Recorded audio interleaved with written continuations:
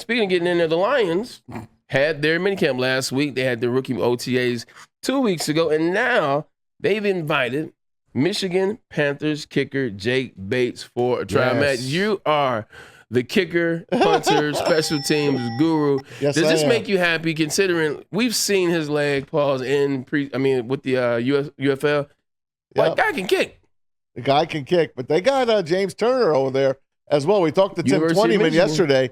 So you got Money Badger, Michael Badgley, your buddy, Got who to you see were him with at the last Grand week. Prix, yes. And they got James Turner, undrafted free agent. They paid him some money to be there. He has not missed a kick, at least in the media sessions, for the entire couple of weeks that they had the OTAs and rookie camp. And now you bring it in, well, they're inviting the big kicker, man, Jake Bates from the UFL. How many 60-plus yarders he's hitting? He's hit a lot of them this year, but there are other teams on his radar as well. Washington Commanders, who do not have a kicker. Yeah. They had Brandon McManus. They had to let him go. They've invited him. The Packers, who had Anders Carlson last year, who really wasn't that good, but it was a rookie. They've invited him. And you ready for this? The Baltimore Ravens with Justin Tucker have invited Jake Bates to come to camp and to try out. Wow. Your Lions might want to put a ring on that thing. Like Beyonce said, look, man, kicking is a funny thing, man. Like when you have a good kicker, like when I was with Cleveland, look, we may have been bad for the 90% of the time I was there, but Phil Dawson was the guy we trusted. Phil Dawson, And University. before him, Matt Stover. 100%. University of Texas, Phil Dawson. We knew we were good when number 4 lined up. When I got to the 49ers, Dave Akers. I knew I was good with Dave Akers. He was a legend in Philly. And then we had Nick Folk when I was with the Jets. We knew Nick Folk was going to make the kick. 100%. He's still kicking, as a matter of fact. Amazing. But when you don't have that kicker, you tend to watch what the kickers and special teams are doing during practice. You tend to watch the summers, man. I remember at Michigan, we didn't have a kicker my sophomore year. Shout out to all the kickers out there to watch, so I love you guys. But we didn't have a kicker my sophomore year. We will watch, like, all right, is he going to make the kick? What's going to happen? What happens if we need him in the game? You get in the games, they miss the kick. But when we had Gary Rivas, now we know Rivas is going to make that from anywhere. Shout out to Gary Rivas. But when you don't have one, it is a nerve-wracking thing, because to be in a game, to be in a moment, and you've done what you need to do, you get the ball on the other side of the 50, you get in field goal range, chip shots 37, and you can't knock field goals down in 37 yards. It creates that tension, man. You got to have when you cross the 50, you're in field goal range. 100%. Right now, in this day and age. Once you cross the 50, it should be one first down field goal range. And the kicker is here, no pun intended. If you have a kicker that can nail it from 60 yards, like Justin Tucker has over the years, like Robbie Gold did with Philly and then 49ers, it makes the other team think, all right, Chicago, we got to wait. What's going to happen here?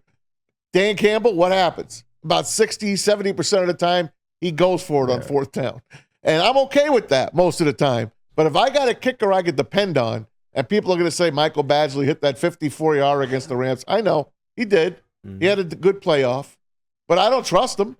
I do not trust Michael Badgley. I never have, and I never will.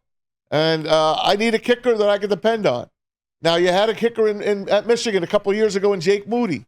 Gets drafted in the 3rd round by the 49ers. He had an up-and-down rookie season, but he's going to be a good kicker. You could tell. And now you got a guy in James Turner that follows in his footsteps, and he is going to be a good kicker. I believe in him. I remember that kick against Ohio State.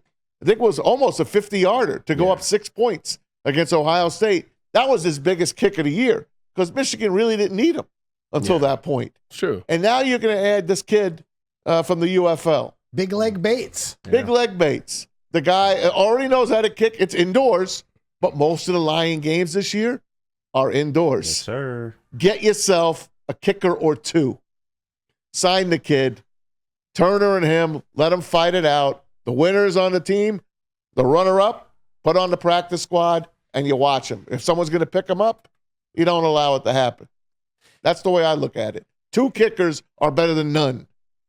Yeah, on Friday, Ryan and I actually went through every portion of this team. Quarterbacks, they're better. Running backs, better. Wide receiver, better. All the way through the defense, special teams. Every single set of players on this team got better, except for the kicking game. Hearing things about Badgley improving his leg strength. Ryan thinks it's Turner's job outright, and now we've got some even more competition with Big Leg Bates. So we should be better. at the kicker position this season, right? We should be. There was a couple of areas that we wanted to get. We want the defensive line, we want the secondary, and we wanted to get the kicking together. And it seems like they've taken care of all those. It seems like you have a battle, at least right now, going into training camp that, whoever wins this battle should be a decent kicker, especially to the tune of you play, 2 outdoor games this year, and you only play 1 bad one in terms of the weather. Should be an easy job kicking and this it's year early. as a Detroit Lion. It's in November, that early game in Chicago. Yeah, or was it early December? I think it was early November. One of those games. Other than that, you're indoors, man. Are you kicking in good weather? But you need a real kicker that you could trust. Yeah. That kind of gives Dan Campbell, maybe I won't go for it here. Maybe I'll take the 3. And then you don't gotta complain that he went for it when he shouldn't have. I was gonna say this is true because that going for it, when you don't get it and it costs you games, like the whole narrative changes. Or a Super Bowl berth. Everybody loves this year, but Dan Campbell was going for 2 in 2021. Nobody seemed to like it. Dan Campbell was going for 2 in 2022, and there was controversy on both sides. Now all of a sudden you go 12-5 and they love it. Just be careful. If it doesn't work, people they won't like it then. I mean, it flat out cost us a Super Bowl berth. It worked until it didn't.